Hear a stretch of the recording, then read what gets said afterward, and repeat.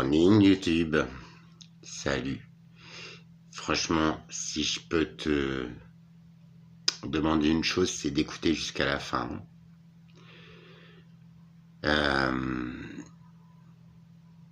Tu t'es déjà demandé qu'est-ce que tu fais sur Terre, à quoi ça sert, à part aller trimer, pour certains qui se reconnaîtront,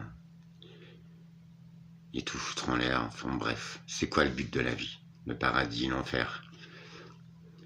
Où on est? Qu'est-ce qui se passe?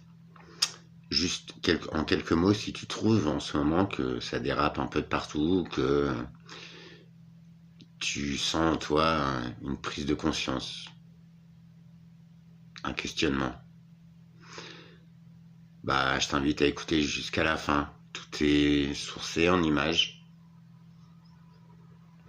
Je voulais faire un montage parce que ça va être, je pense, j'espère, pas ma dernière vidéo, mais je crois que, enfin, peut-être j'ai tort, mais tout concorde, tout fusionne. Allez, c'est parti. Ok. Bienvenue. On repasse sur mes écrans pourris. Promis, j'espère pas la dernière fois, mais voilà. Je te reparle du CERN.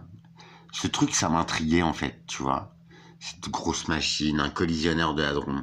Tu vois, il y en a un en France, il y en a un qui va ouvrir aux États-Unis, là, très puissant. Je comprends pourquoi, comment je crois que j'ai décodé les infos, mais le pire c'est que tout est sous nos yeux et il suffit juste d'avoir le temps. Et je l'ai eu ces derniers temps. Voilà, avant tout, ce message, c'est un message d'amour pour que l'humanité gagne à la fin. C'est mal barré. Allez, on y va. Donc, je te parle de cette machine fabuleuse qui est le CERN, qui engloutit des trilliards de dollars, d'euros. Il y en a en Europe, là, à Genève. Donc, tu vois, ça passe là-dessous. Donc, le principe, c'est de se faire collisionner des atomes officiellement. Le logo. Donc, enfin, franchement, voilà, moi je dis rien. Après, t'en penses ce que tu veux. Donc, tu caches ça, là. Ça, c'est le logo officiel du CERN. Ça, c'est la fameuse statue dont je t'ai parlé. Je ne sais plus son nom, frérot. Mais c'est, en gros, cette déesse, quand elle danse comme ça. Cette représentation-là, t'as vu, tu t'en doutes, ça vient de l'Inde, là, de l'Orient. Et donc, quand elle est en mouvement de danse, c'est qu'elle est en mode destruction. Cette déesse, elle effectue la reconstruction, mais à partir d'une destruction. Écoute, creuse. Hein. Après, c'est... Voilà. Tout ça, ça englobe la religion, le catholicisme. Je te rappelle, hein, c'est juste un diktat. On a buté des meufs, on a buté des autres croyances, on a fait des guerres au nom du catholicisme. Enfin, je veux dire, depuis 2000 ans, ça a dévié, les gars. Après, c'est ce que je pense. T'en penses ce que t'en veux. Juste, je t'en prie. Si tu aimes tes enfants, si tu souhaites avoir quelque temps devant toi, je pense que tu devrais peut-être écouter ce que j'ai à te dire. Ok. Allez, on y va, les gars. En plus, j'ai un tout petit peu préparé, je vous jure, ça va être moins le bazar. Donc, tout ça, c'est pas moi qui l'ai créé. Je suis pas assez balèze pour faire des montages. Je sais un peu faire, mais voilà. Donc, pas pour créer des pages. Au pire, je voulais me perfectionner dans l'informatique. J'espère que j'en aurai le temps, que j'en aurai l'envie, surtout. Voilà. Je te lis l'article, je me permets. Des recherches menées par le LHC, donc c'est long. Bref, ce que je t'ai parlé de CERN montre que la magie des quarks top pourrait être la clé des progrès de l'informatique quantique, révolutionnant potentiellement diverses technologies. Sache que le quantique, Google s'y attaque avec sa puce Willow. Les USA sont à fond là-dedans avec leur programme Stargate. Écoute, tape sur internet, mon ami, tout est devant nous. Donc après, il y a des références à des films qu'on a vus de science-fiction, etc. Mais en vrai, ils prennent les mêmes noms. Et tu vas voir qu'au fond, Bah, bref, tout est écrit. Je vais me permettre de te le lire. Les chercheurs du Grand Collisionneur de Hadron ont découvert que les quarks top présentent une propriété connue sous le nom de magie, qui pourrait faire progresser l'informatique. Je me rapproche parce que tu vas pas me croire. Donc, des scientifiques qui te parlent de magie. Bon, ok. L'étude menée par des professeurs jumeaux montre que le niveau de magie dans les quarks top peut informer de la nécessité d'ordinateurs quantiques dans les simulations. Découverte de la magie en physique de particules, de la magie, les gars. Ok? Tu me dis, ouais, mais physique, non. Ok, alors on ne parle pas de Copperfield, hein.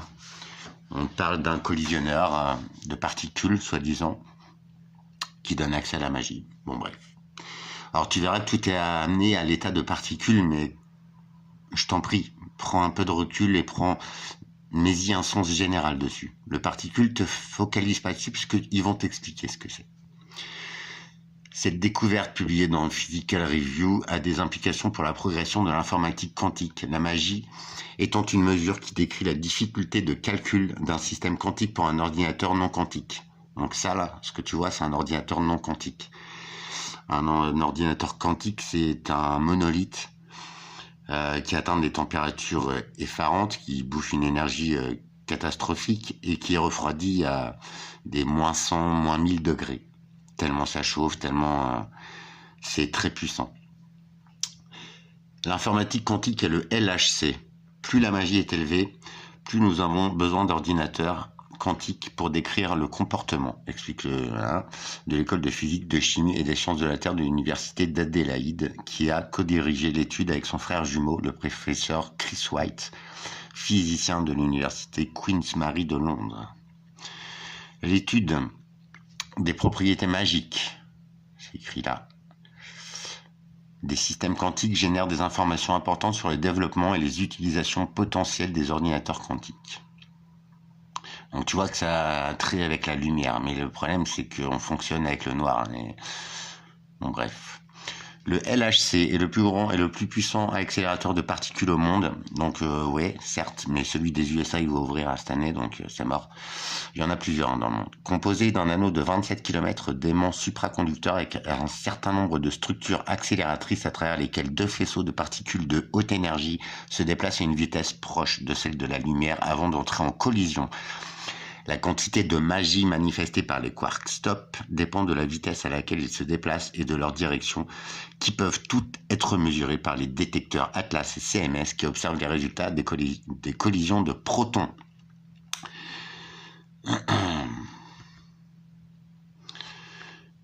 La recherche quantique s'est longtemps concentrée sur l'intrication, c'est-à-dire l'endroit où les particules sont liées. Cependant, nos travaux sur la magie explorent dans quelle mesure les particules sont bien adaptées à la construction de puissants ordinateurs quantiques.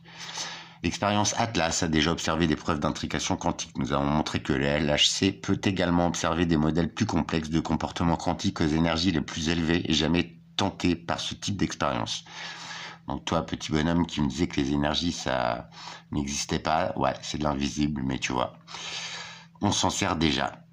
Pendant des décennies, les scientifiques se sont efforcés de construire des ordinateurs quantiques qui exploitent les lois de la mécanique quantique pour atteindre une puissance de traitement bien supérieure à celle des ordinateurs traditionnels. Les avantages potentiels auraient des influences sur la découverte de médicaments et la science des matériaux. L'exploitation de ce pouvoir nécessite des états quantiques robustes et contrôlables, et la magie joue un rôle essentiel dans la réalisation de ce contrôle.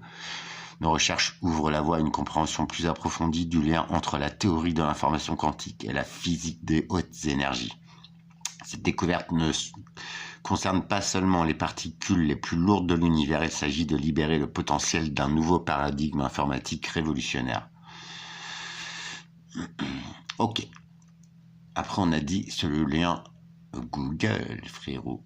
Putain, ouais, voilà. J'avais préparé, j'éclate tout. C'est la loose, mais c'est la loose. Ah non, c'est celui-là. Ok. Le CERN. Tu vois, c'est Google, hein. Dimension supplémentaire, graviton et petit trou noir. S'il existe des dimensions supplémentaires, elles pourraient expliquer pourquoi l'univers s'étend plus rapidement que prévu et pourquoi la gravité est plus faible que les autres forces de la nature. Juste pour commencer, on va descendre un peu, tiens. Oh, non, ils en racontent des bêtises, mais je sais pas. Organisation européenne pour la recherche nucléaire, donc voilà. Mais alors que nous habituons de plus en plus à l'idée que 4 dimensions, certains théoriciens ont fait des prédictions plus folles que même Einstein ne l'avait imaginé. Curieusement, la théorie des cordes suggère que 6 autres dimensions existent, mais qu'elles sont en quelque sorte cachées à nos sens. J'en étais conscient, je t'en ai parlé dans les vidéos. Remonte s'il te plaît, tu verras que c'est loin d'être con. Donc là, c'est les recherches Google. Ok, après on a dit le lien, c'est... Ok, t'as vu, j'avais préparé. Ok, donc là, je vais te faire voir le site. Cosmos, ok. Des physiciens confirment l'existence d'une particule démoniaque. Rappelle-toi, je t'ai dit, on va parler de particules, ok. Donc, tu vois, c'est bien un collisionneur, ok. Des chercheurs ont découvert le démon des pins, une collection d'électrons dans un métal qui se comporte comme une onde sans masse. Ok. Une particule démoniaque qui hante les physiciens depuis près de 70 ans a été découverte dans une expérience menée par des chercheurs américains. Il ne s'agit pas d'une particule au sens traditionnel du terme comme un proton ou un électron. Il s'agit d'une particule composite constituée d'une combinaison d'électrons dans un solide. En 1956, ce physicien théoricien David Pines, il a un nom bizarre, j'ai préféré mettre l'accent américain, t'as vu, a prédit que les électrons dans un solide pouvaient faire quelque chose d'étrange en 1956. Les électrons ont à la fois une masse et une charge. Un électron, t'as vu, c'est une charge moins. Et effectivement, il a une masse. Parce que plusieurs électrons, je sais pas quoi. Bon, bref, t'as vu, je suis pas balèze en sciences, mais tout ça, ça me parle. Et toi aussi. Un électron, c'est E-, son signe chimique. Donc, il a bien une masse. Mais Pines a affirmé que des combinaisons d'électrons dans un solide pourraient former une particule composite sans masse, sans charge, et n'interagissant pas avec la lumière. Il a appelé ça une particule démoniaque. Alors, franchement, bref. Je t'expose. Les physiciens ont émis l'hypothèse que le démon des pins joue un rôle important dans les caractéristiques de nombreux métaux. Mais ils n'ont jamais été en mesure de confirmer son existence jusqu'à présent. La recherche d'une équipe de l'université de l'Illinois est publiée dans Nature. Je pense à toi, papillon. C'est ton accent. Si tu savais. Enfin, oui, tu sais. Je te kiffe, je serai toujours là, t'inquiète. C'est pour toi aussi. Pour le futur des gens bien, des belles âmes. Les démons ont été théoriquement conjecturés pendant longtemps, mais les expérimentateurs ne les ont jamais étudiés, explique l'auteur principal, le professeur Peter Abamonte. En fait, nous ne le cherchons même pas. C'est comme les polluants, en fait. Tu vois, il y en a pas, mais en fait, c'est qu'on les cherche pas. Bon, bref. Je reviens à ma charrue avant les bœufs. Non, je sais pas. Mais il s'est avéré que nous faisions exactement ce qu'il fallait et nous l'avons trouvé. Trouvé quoi? Le démon, frérot. Non, pas dans son cul, mais ils ont trouvé la particule démon. L'équipe d'Abamonte utilisait un dispositif expérimental inhabituel pour exciter les modes électroniques d'un matériau lorsqu'elle a repéré le démon dans le métal ruténate de strontium. La formule chimique, non. La physique de la matière condensée a révélé le comportement collectif des électrons dans les solides. Les interactions entre les particules peuvent conduire à la formation d'unités qui agissent et interagissent collectivement. Si suffisamment d'énergie est fournie au système, les électrons peuvent former des particules composites appelées plasmons, donc du plasma. Les plasmons ont une nouvelle charge et une nouvelle masse qui résulte des interactions sous-jacentes entre les électrons. Mais l'énergie nécessaire pour produire des plasmons est si élevée qu'ils ne peuvent pas être produits à température ambiante. Je te rappelle que le LHC, c'est une énergie considérable. Et des plasmas, il y en a aux USA depuis un mois. J'ai pas osé vous publier la vidéo, mais elle suit. Le démon de Pines est une exception à cela. Il a soutenu que l'arrangement des énergies électroniques dans un métal permettrait la formation d'un plasmon sans masse. Et parce qu'il est sans masse, il n'aurait pas besoin d'énergie supplémentaire pour être formé. Abamonte explique que, parce que la particule démoniaque n'interagit pas avec la lumière, un appareil non standard était nécessaire pour la détecter. Les propriétés du ruthénate de strontium ont été étudiées en y injectant des électrons plutôt qu'en utilisant la lumière. Dans leurs données, ils ont trouvé un mode électronique sans masse. Au début, nous n'avions aucune idée de ce que c'était, explique Ali Hussein, premier auteur et ancien étudiant diplômé. Les démons ne sont pas dans le courant dominant. La possibilité s'est présentée très tôt et nous en avons ri. Mais alors que nous commencions à exclure les choses, nous avons commencé à soupçonner que nous avions vraiment trouvé le démon. La prédiction des démons par Pines nécessite des conditions assez spécifiques et il n'était clair pour personne si le ruthénate de strontium devrait avoir un démon, explique Edwin Wang, un docteur. Nous avons dû effectuer un calcul microscopique pour clarifier ce qui se passait. Lorsque nous avons fait cela, nous avons trouvé une particule composée de 2 bandes d'électrons oscillants, hors phase, avec une amplitude presque égale. Cela témoigne de l'importance de simplement mesurer les choses. La plupart des grandes découvertes ne sont pas planifiées. Vous allez chercher quelque part de nouveau et voir ce qu'il y a. Donc là, on parle de l'infiniment petit. Et si tu te remets à ce qui se passe dans le monde, t'as vu, on te fait voir des trucs, mais c'est plus gros que toi. Et d'ailleurs, on a du mal à y croire. L'inversion. Dans les religions, dans ce que tu veux, dans les énergies, les inversions. C'est toujours comme ça. Donc en vrai, je te l'ai dit dans une vidéo aussi, ne regarde pas où je te montre. Regarde-moi. Moi, j'ai la réponse dans mes yeux.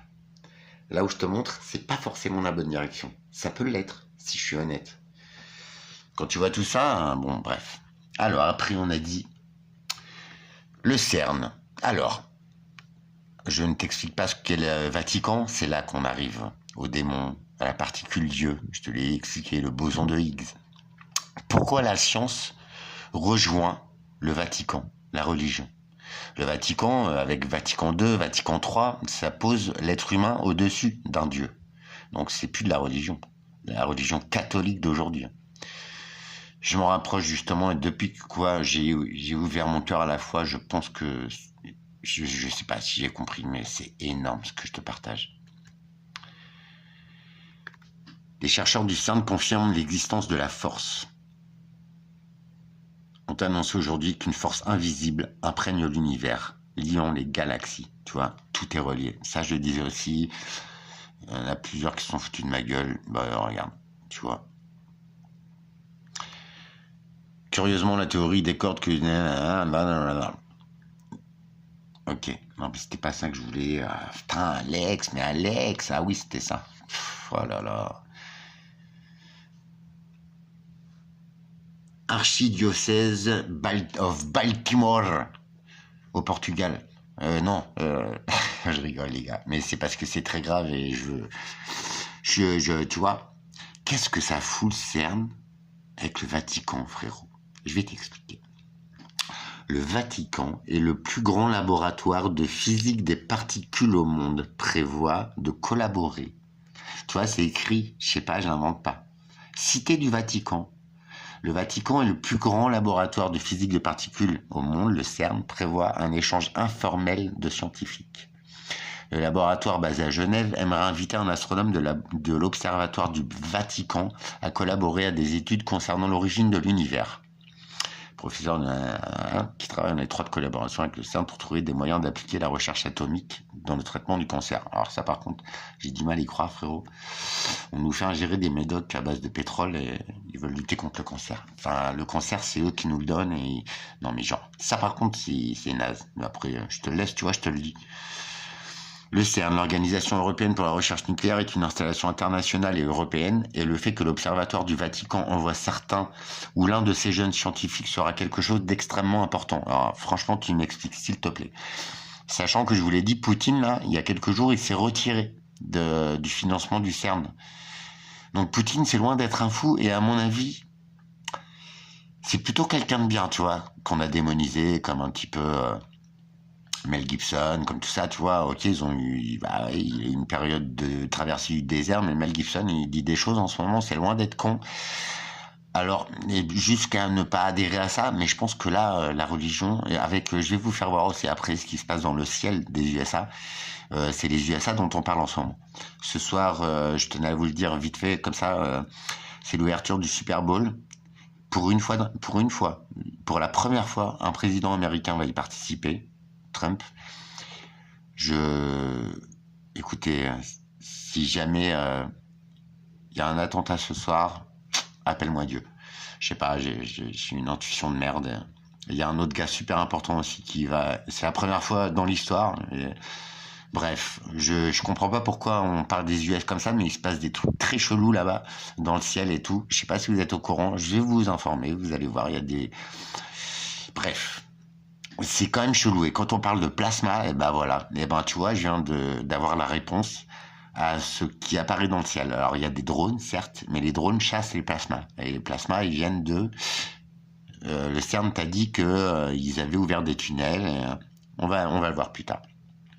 Il a fait ce commentaire lors d'une conférence de presse au Vatican le 10 décembre pour lancer la version italienne de The Heavens Proclaim, un livre sur l'histoire du Vatican et de l'astronomie.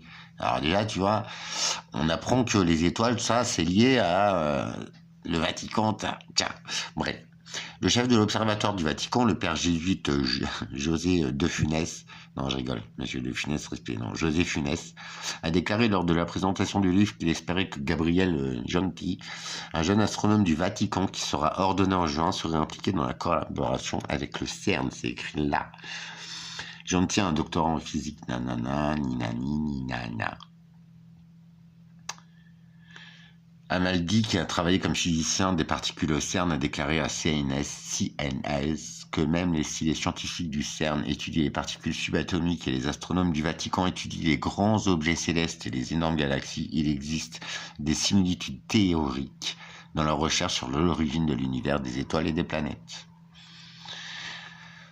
Il a déclaré qu'idéalement, un collaborateur restera 1 an pour travailler en étroite collaboration avec les scientifiques menant des expériences avec le grand collisionneur de hadrons, un collisionneur de particules, nanana, nanani, nanana. Alors, la base de l'univers, ça c'est ce qu'ils disent. Par contre, c'est pas ce qui est noté après. Donc, tu vas voir, c'est passionnant. C'est passionnant. Après, on va chez Forbes. Tiens encore, tu vas me dire, ouais Alex, tu fais chier avec Forbes, mais c'est super important les gars. Willow, est-ce que tu connais?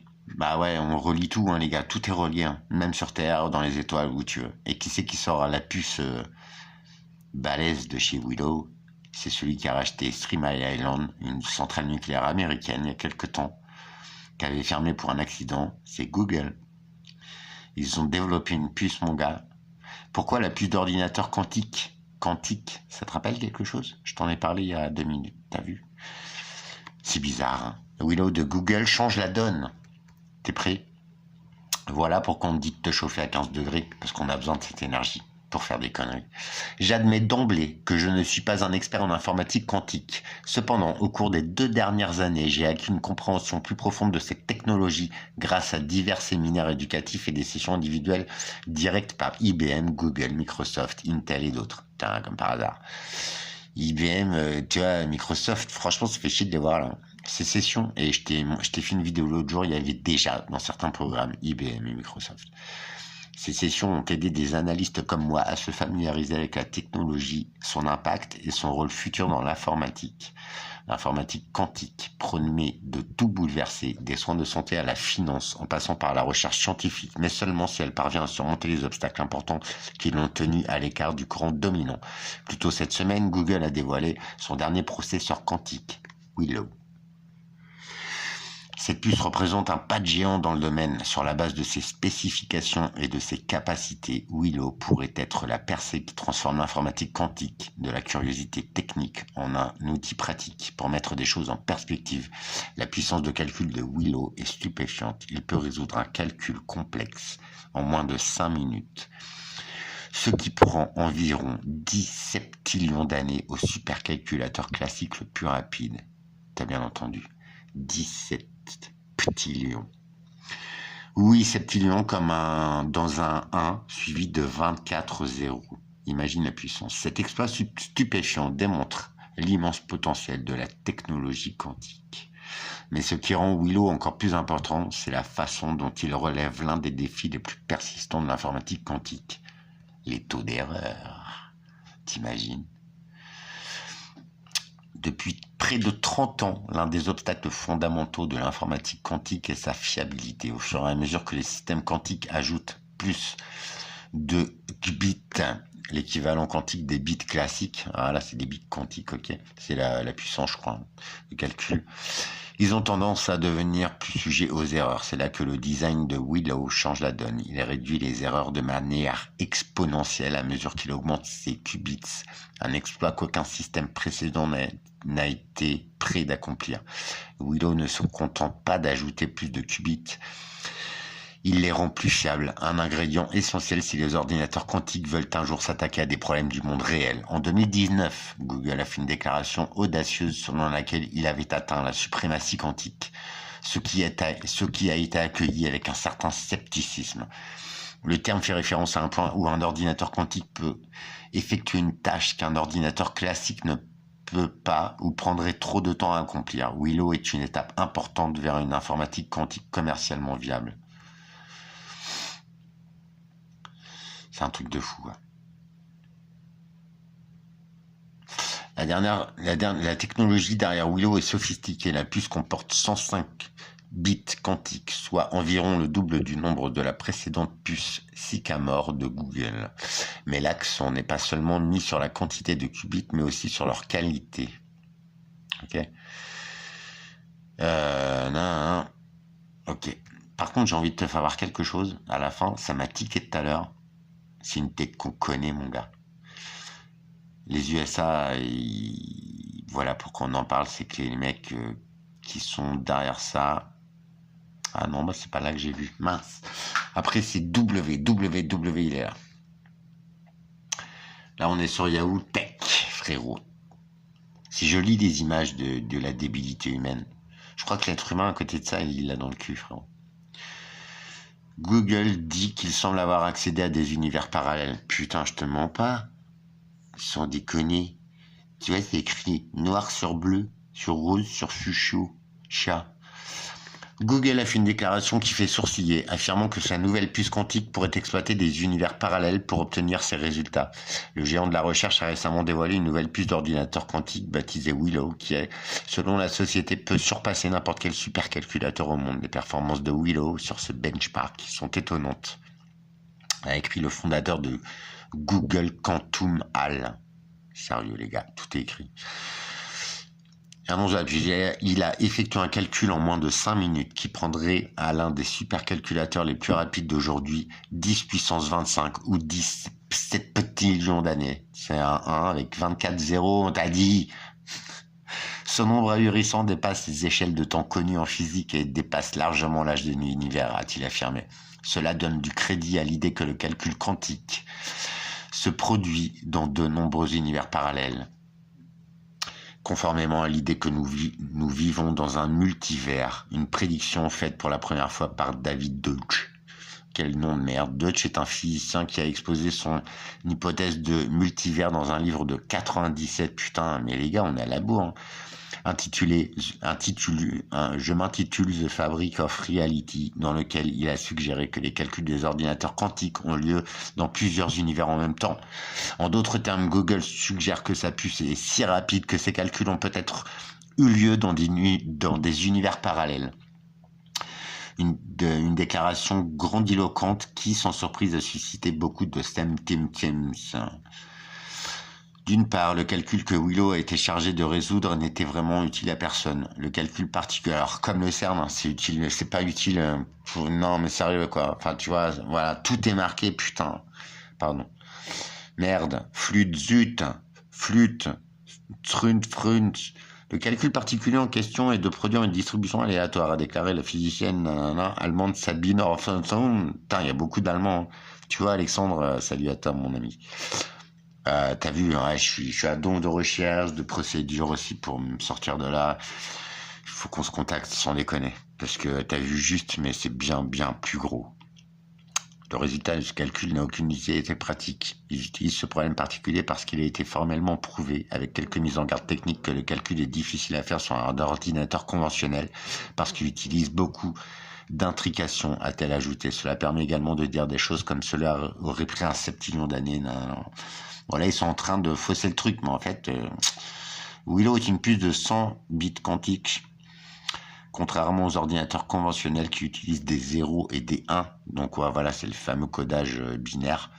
Et des 1 pour un système. Ouais, c'est ça. Les ordinateurs quantiques s'appuient sur des qubits qui peuvent être activés, désactivés ou de manière contre-intuitive. Les deux grâce à l'intrication quantique, le phénomène mystérieux qui permet aux particules d'influencer les états des autres, même lorsqu'elles sont séparées par la distance. C'est exactement le même calcul qu'ils ont fait en 2019 sur une puce d'environ 50 bits quantiques. Donc ces travaux, ils sont vieux, les gars. C'est hallucinant. Hallucinant. Inventé le thème pour la première fois en 2012. Les travaux, ils sont au point, pas à chier, quoi. Ces dernières parties semblent... Donc, je te rappelle hein, le titre, parce que là, on est en train de se perdre. Putain, j'ai vu une testasse qui m'a plu tout à l'heure. Mais en vrai... Donc, Willow, hein, la puce Google. Comme par hasard. Hein. C'est toujours les mêmes, en fait. Tu vois, Google dit qu'il semble avoir accédé à l'univers parallèle. Je t'ai parlé de plasma tout à l'heure, du Vatican, des particules démons, la particule Dieu. Donc on les nomme pas comme particules. Hein. Mais du coup, le CERN lui-même, j'avais un article tout à l'heure, il disait que en fait ils avaient ouvert un passage et que depuis il y avait un truc qui traînait dans le... Oh là là, ouais. Oh là là. Voilà, qu'il y avait un genre de fantôme, tu vois. Il y avait une entité, en fait, qui traînait, mais dans le CERN, en fait. Ah bah mince, je l'ai perdu, putain, je suis vraiment bête, hein, tu vois. Et là, on finit par l'apothéose. Nous sommes sur quel journal? D'accord. Sur Techno, Stargate, le projet titanesque des États-Unis. Oh, une tête qu'on connaît. Ah bah voilà, c'est pas cette tête-là, c'est l'autre. Tu vas voir, tu vas rigoler. Avec Stargate, l'administration Trump veut cimenter la position des États-Unis en tant que leader mondial, un projet pharaonique qui lui seul dépassera les investissements combinés de tous les pays en matière d'intelligence artificielle, quantique, nanana, tout se rejoint, je cherche pas. Enfin, si je cherche, je t'en prie. Stargate, c'est une entreprise dont l'objectif est d'investir 500 milliards sur les 4 prochaines années dans des infrastructures permettant d'exécuter et d'entraîner des modèles d'IA complexes. Stargate veut développer des systèmes capables de rivaliser avec les capacités humaines de réaliser des tâches économiques, de faire des découvertes scientifiques comme par exemple aider à développer un vaccin contre le cancer. C'est ce qui a appris, alors ça j'y crois pas. L'objectif de l'administration Trump, devenir leader mondial en IA et barrer la route à la concurrence, notamment la Chine. 500 milliards. Ils nous pètent les couilles pour 20 milliards quoi. Gna gna gna gna gna gna. Ça c'est intéressant. Au-delà de ces promesses, Stargate, c'est 3 mastodontes. Le géant japonais des investissements SoftBank, tiens, des japonais. La start-up d'IA et générative OpenAI, ChatGPT, et le spécialiste en nuages Oracle. Ça pue. Oracle, je sais que ça pue comme boîte.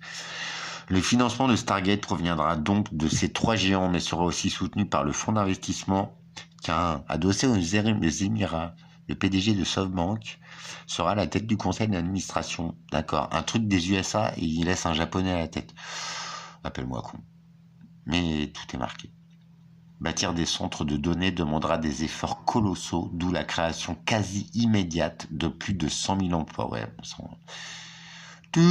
c'est de la flûte, mais bon. Ah, c'est un truc de fou, mais un truc de fou. Ok, et regarde, c'est le même article, hein, frérot. Tu vois, au-dessus, c'est lui. Et là, oh. Après, va me dire que tout n'est pas planifié, s'il te plaît. Le développement du projet Stargate a suscité la critique d'un membre de l'administration Trump à la tête de son nouveau département d'efficacité. Le PDG de Tesla dénonce le fait que SoftBank ne détient pas les fonds nécessaires pour financer le projet. Donc c'est lui qui va financer, ok? Alors, tu vas me dire, ouais, mais t'es un connard et tout. Bah non, là, ils te mettent en scène. C'est de la mise en scène, d'accord? tout ce qu'on peut avoir, c'est du show business. Regarde, on t'a mis la tête dans le guidon, là, regarde ce qui se passe autour de toi, s'il te plaît, ouvre les yeux. Je crois que en plus, on est tellement bon qu'on va se foirer. Ils vont te faire péter la gueule ou te faire apparaître des plasmas ou je sais pas quoi. Ça y est, les gars, on y est. Ah, tout est là, quoi. Bref. Donc voilà, les USA, tu vois, je trouvais qu'on en parlait beaucoup, mais je pense que c'est chaud les gars. Après, tu penses ce que tu veux. Le CERN, ouais, c'était ça. Et pourtant, ouais, vas-y, je vais pas te prendre la tête 10 ans, mais t'as vu le truc? C'est bizarre parce que tout se mêle. Religion, portail du CERN, tiens, regarde, tu vois, enfin... Portail de données ouvertes du CERN.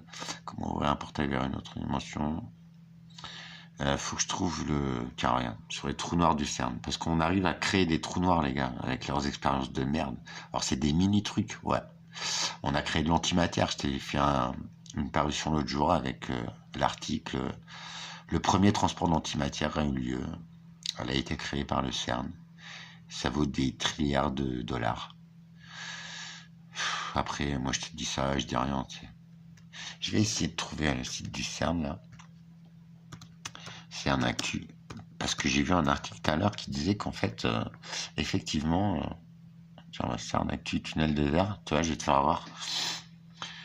Attends, un tunnel de 92 km. Ça, c'est le nouveau truc, je crois, aux États-Unis, frérot. Ah non, même pas, c'est en France, putain. Et toi, regarde, à l'initiative de l'association Noé 21, une réunion publique a été organisée au Novotel d'Annemasse, mercredi, consacrée au gigantesque projet du tunnel circulaire. Je sais pas, enfin, les noms, Stargate, Noé, démon, magie, dans la science, moi, je sais pas, mec. T'as vu, tout est là. Non, je suis pas barré. Je te jure que je suis pas barré, putain. Ouais, c'est là, je crois que j'ai vu. Donc, on va aller sur le site du CERN, ce serait mieux. On s'en fout de ça. CERN. Je te mets l'historique, tu sais. On sait jamais, parce que si j'étais sur un vieux site de cul, tu vas me cramer. Mais non. Non. Putain, pardon. On va aller sur leur site et on va avoir les dernières infos ou les infos marquantes. Voilà, ah ouais, je crois que le... Oh, bah, get, sur le CERN. Bienvenue dans l'année quantique. Putain, 2025, on est dans la merde. Les aimants du LHC prennent place. Ça, c'est la merde. Non, je vous jure, franchement, c'est un peu la mouffe. Je vous en veux pas, les gars. Ni nana. Putain, le CERN lance résonance. Ben, ils ont multiplié leur puissance. Donc c'est bien, nos centrales nucléaires, elles sont au taquet. Nous, on nous fait douiller l'électricité, les gars. Mais vous imaginez la puissance qu'il faut pour ces merdes-là. Et toi, on te fait douiller à mort, tu vois. En fait, moi, je suis contre financer des expériences pour les tocards, tu vois. Il y en a une trentaine dans le monde qui vont nous péter la gueule et nous péter la vie, quoi. L'être humain, ils en ont rien à foutre, en fait. C'est ce que j'essaie de te faire comprendre. Mais après, chacun pense ce qu'il en veut. Lancement officiel de l'année quantique. Je suis dans les infos du CERN, là, je suis sur le site. Après la cérémonie d'ouverture qui s'est déroulée le 4 février. Ah bah tu vois, oh, ça fait pas longtemps, frère. Oh là là là là. Sonder la particule élémentaire la plus lourde de la nature. Enfin, tu vois, c'est des trucs chelous. T'as vu ces machines, mec? Ouais, ben... Bref. Les moments forts de l'année du 70e anniversaire. Ok. Tu vois, tu retrouves les programmes Atlas. Le CERN vous souhaite une bonne année 2025. On va vous éclater le cul, les êtres humains de merde. Et on vous souhaite une belle année quand même. Très belle année. Voilà le site. Déjà la gueule du truc. Mais bon. peu de gens connaissent ça. C'est dommage parce que je pense que ça va être... je j'ai pas trop confiance moi dans l'être humain. Enfin, on a voulu jouer Dieu, mais à chaque fois on s'est vautré. Il y a qu'à voir l'état de la planète d'ailleurs. Et ça donnerait aussi, bah tu vois, pour toi Alex, cher Alexandre, et ben en fait, ça, voilà pourquoi ils ont besoin de tant d'argent en fait. Ils sont en train de dépouiller la planète, mais eux ils ont un projet bien particulier, hein, c'est clair. Parce que quand la Terre sera fichue, c'est pas si, enfin tu vois, ils pourront plus rien faire, tu vois. Donc il y a bien un truc. Enfin, si t'es pas con en fait, tu réfléchis 2 secondes et tu te dis pareil, le petit gars là qui nous saoule avec ses vidéos pourries. Là. Putain, il a peut-être raison, le gars, il a mis le doigt sur un truc. Pourquoi ça? Pourquoi ça existe? Pourquoi je galère? Pourquoi ma vie elle est pourrie? Pourquoi on s'amuse à faire rentrer des électrons ensemble pour créer des tunnels? Non mais pourquoi? Je reviens avec des vidéos avec tout en images. Je sais plus, j'en ai annoncé une tout à l'heure, je sais plus. Je vous fais des bisous. Je suis hyper crevé, je vis des trucs de ouf. C'est l'amour qui doit gagner, les gars. Mais tu vois, j'ai essayé et tout, franchement. Mais ce qu'on a fait de la vie, de la planète et de tous ces mots-là, amour, joie, but, ça veut plus rien dire. Il faut... Enfin, moi je suis pas là pour me faire rincer, me faire... Ma vie est aussi importante que n'importe quelle vie, qu'elle soit animale, végétale, minérale. Voilà. Free Paul Jackson. Paul Jackson. Ouais, bon, bref, faut que j'aille me coucher. Je suis épuisé, hein, et je me lève très tôt en ce moment et tout. Franchement, j'espère qu'ils vont pas brancher le fil vert avec le fil rouge, toi, parce qu'autrement, voilà. Mais c'est bizarre quand même. N'hésite pas à venir en commentaire, à me dire que je suis un bouffon. C'est fou, hein. Mais tout ça qui est... c'est rare de faire coïncider des points. Tu vois, une théorie, c'est une ligne droite. Elle a un début, une fin, mais elle coïncide avec aucun point commun. Là, j'étais réuni sciences, Vatican, États-Unis, quantique, et l'être humain là-dedans. Tu vois le délire? Toi, tu trimes pour 1 000 euros, t'en chies, vous êtes tous malheureux. On est tous malheureux. On est tous à bout. Il y a un truc qui se passe en ce moment. Si tu ressens ça toi aussi, peut-être que j'ai pas tort.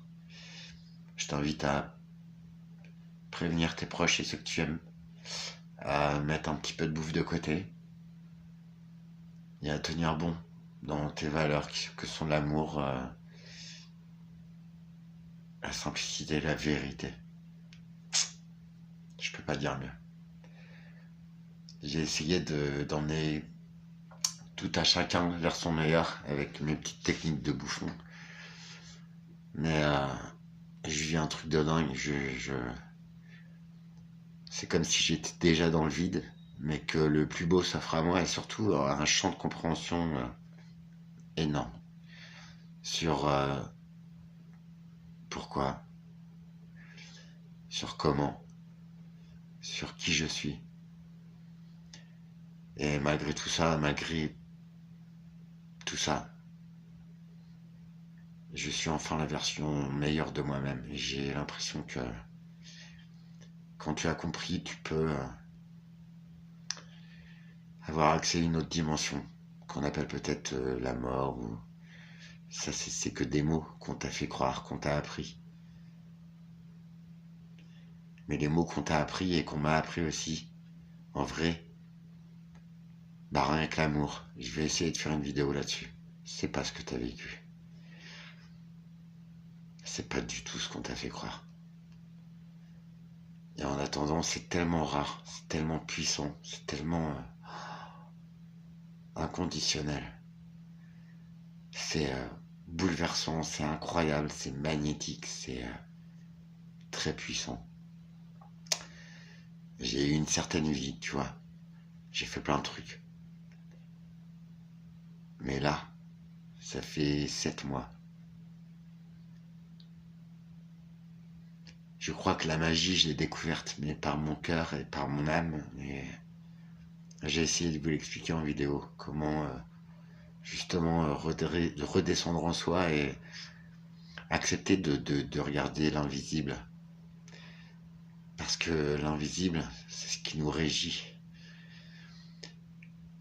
Tu peux le ressentir si tu prends 5 minutes pour replonger en toi.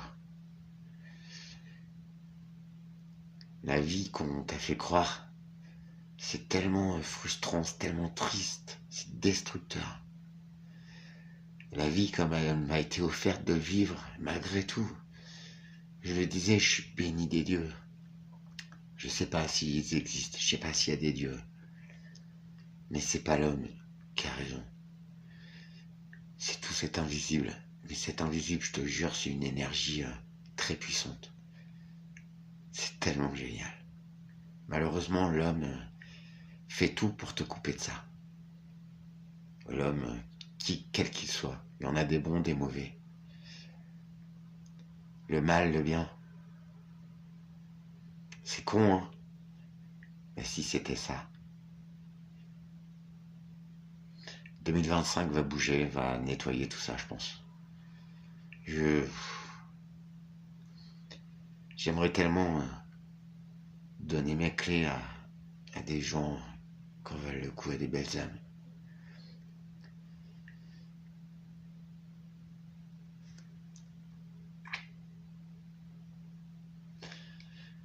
En paix. Et surtout en amour. De soi, des éléments. Et je te souhaite de tout mon cœur, pour l'amour de l'autre. Tu verras que c'est... tu te diras à ce moment-là, ouais, effectivement, putain, on m'a fait croire des trucs, waouh, c'est tellement simple, c'est tellement puissant. Ça te dit, je t'explique.